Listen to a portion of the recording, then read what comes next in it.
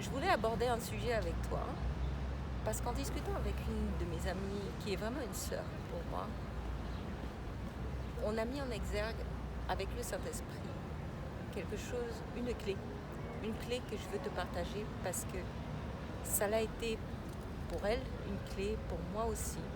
Et je pense qu'à un moment donné, on passe tous par un temps de questionnement comme celui-là. Je voulais aborder avec toi le fait que quand Dieu t'a montré un point d'arrivée, il t'a montré ton but, il t'a montré une vision qui dépassait tout ce que tu aurais pu imaginer. Quand il t'a fait une promesse qui dépasse l'entendement et qu'elle tarde à s'accomplir, et que tu vois les autres qui sont bénis de chez bénis, et que toi, ça tarde, et que tu en arrives au point où tu demandes à Dieu, mais c'est quand mon tour? Quand est-ce que tu te souviens de moi? Quand est-ce que tu te rappelles de ce que tu m'as dit? Quand est-ce que je vais vivre ce que tu m'as montré? Tu n'es pas un Dieu qui ment, tu n'es pas un homme pour mentir, alors quoi? Est-ce que c'est moi qui ai mal compris? Est-ce que c'est l'ennemi qui se moque de moi? C'est quoi? Il y a quoi? Papa, parle-moi.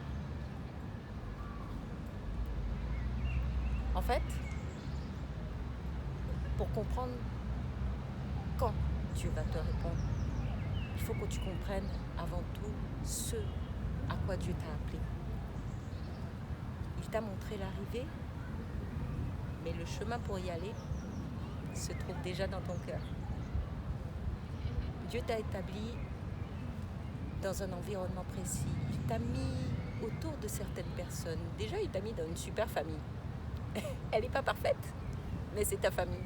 Et elle est super parce que tu as été appelé à être une bénédiction pour chaque membre de cette famille. Toi, tu vas devoir déverser en eux ce qu'il t'a montré. Tu vas devoir déverser en eux ce qu'il a mis en toi. Tu vas devoir... Et quand je dis devoir, ça ne doit pas être un poids pour toi. Aucun de nous n'a été fait pour vivre seul. Aucun de nous n'a été fait pour se suffire à lui-même. Je te l'ai dit à plusieurs reprises dans différents articles, ça. Mais c'est vraiment un point de départ essentiel que tu dois tout le temps garder en tête. Je ne vis pas pour avoir ma meilleure vie. Je ne vis pas pour vivre les grâces pour moi seul. Je ne vis pas pour expérimenter la bénédiction pour moi seul. Ça n'a jamais été le cas. Dieu nous a fait pour que nous soyons une bénédiction pour les uns et les autres, et en premier lieu pour nos familles, pour ceux sur lesquels il nous a établis. Tu es en train de te dire, c'est quoi le rapport entre ce qu'il m'a montré et les autres? S'il m'a montré un super mariage, il me l'a montré pour moi, il ne me l'a pas montré pour ma famille et tout. Eh ben si. Il t'a montré ce mariage glorieux, il t'a montré une élévation qui dépasse l'entendement, il t'a montré une richesse abondante. Est-ce que tu crois que c'est seulement pour toi? Jamais. On ne sert pas un Dieu égoïste, et il ne nous appelle pas à l'égocentrisme, il nous appelle à l'amour, il nous appelle à être une bénédiction les uns pour les autres. Il t'appelle à être une source d'élévation pour ton frère. Ce qu'il t'a montré à toi, c'est pour que tu le déverses sur les autres.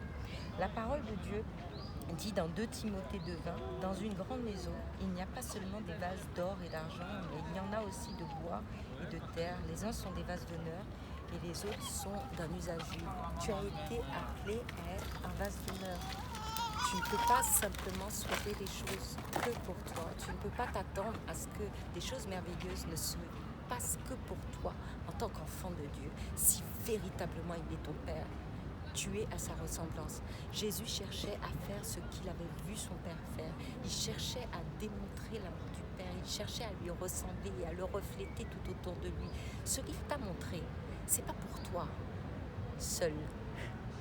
Ce qu'il t'a montré, c'est pour ta famille, c'est pour tes amis, c'est pour ta ville, ton village. Ce qu'il t'a montré, c'est pour ton pays, les pays qu'il te met à cœur. Quand il t'a montré ce mariage glorieux, là où tu vis, arrache ce qui empêche cette manifestation dans la vie de tes parents, dans la vie de tes sœurs, dans la vie de tes frères.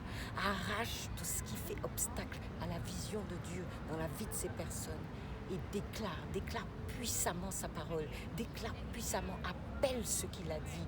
Tu as vu quoi? Qu'est-ce que ton Dieu t'a montré? Quelles sont tes promesses, ses promesses pour toi? Sache que ces promesses-là ne te concernent pas toi seul. Elles n'ont jamais été faites pour toi seul. C'est quand mon tour, c'est quand tu commenceras à être un serviteur pour l'autre. N'oublie pas ce qu'a dit Jésus. Celui parmi vous qui veut être le plus grand, qu'il soit d'abord le serviteur de ses frères. Sois d'abord le serviteur de ta famille. Sois d'abord le serviteur de tes amis. Sois d'abord le serviteur de tes frères et sœurs. Appelle la bénédiction de ton Dieu sur leur vie. La parole dit quoi? Tout lieu que tes pieds fouleront, ton papa te l'a donné. Là où tu es planté, là où tu vis, c'est là où ton Dieu t'a établi. Tu dis, je ne sais pas là où je suis établi. Premièrement, tu es établi sur ta famille. Ensuite, tu es établi dans une région. Tu es établi dans une ville, là où tu vis. Constate, observe. Vois ce qui fait obstacle à ce que Dieu t'a appelé, t'a montré à vivre et proclame-le autour de toi. Libère la parole de bénédiction. Sois un instrument de bénédiction dans l'environnement où tu as été implanté. Sois un outil de choix dans la main de ton Père. Ne méprise pas ta propre vie. Ne te laisse pas distraire. L'ennemi est fort pour nous distraire. Tu le sais. Il va essayer de te focaliser sur la vision et de la mauvaise façon. C'est quand ça que je le vis pour moi? C'est quand que je saisis cette promesse? Quand est-ce que je rentre dans ce que tu as appelé pour moi? Mon ami, il ne s'agit pas de toi. Il ne s'est jamais agi de toi seul. Vis premièrement pour l'objectif de ton Dieu. Vis premièrement pour la gloire de ton Dieu. Vis premièrement pour la manifestation de ce qu'il a appelé autour de toi, dans la vie de ceux sur lesquels il t'a établi. Un roi n'est pas roi pour lui seul. Un roi n'est pas roi pour avoir le poste, le statut de roi. Il est établi au-dessus de toute une région, au-dessus d'un peuple. Et un roi doit chercher à ce que son peuple l'aime. Je ne parle pas des rois fous de ce monde-là. Je parle du cœur de roi selon Dieu. Il a dit que tu es un sacerdoce royal. Tu viens de la royauté. Ton royaume, il n'est pas ici, il est en haut. Et selon les lois célestes, un roi cherche le bonheur, la félicité, l'élévation de son peuple. Un roi se donne pour son peuple. Un roi vit pour son peuple. Et au-dessus du roi, il y a Dieu. Tu es son ambassadeur, tu es son roi ici-bas. Mais vis pour lui. Vis pour que soit manifesté et manifeste sa gloire dans la vie de ceux sur lesquels tu es établi. Sois un vase d'honneur pour les autres. Dieu ne va pas te donner de nouvelles visions, il ne va pas te remplir davantage de bénédictions tant que ce qu'il a mis en toi, le rêve qu'il a mis en toi n'a pas déjà été déversé. Si tu as un vase, imagine un vase plein. Comment est-ce que tu veux mettre un nouveau liquide dans ce vase si d'abord il ne sert pas les coupes à table? Déverse ce vin magnifique qu'il t'a montré.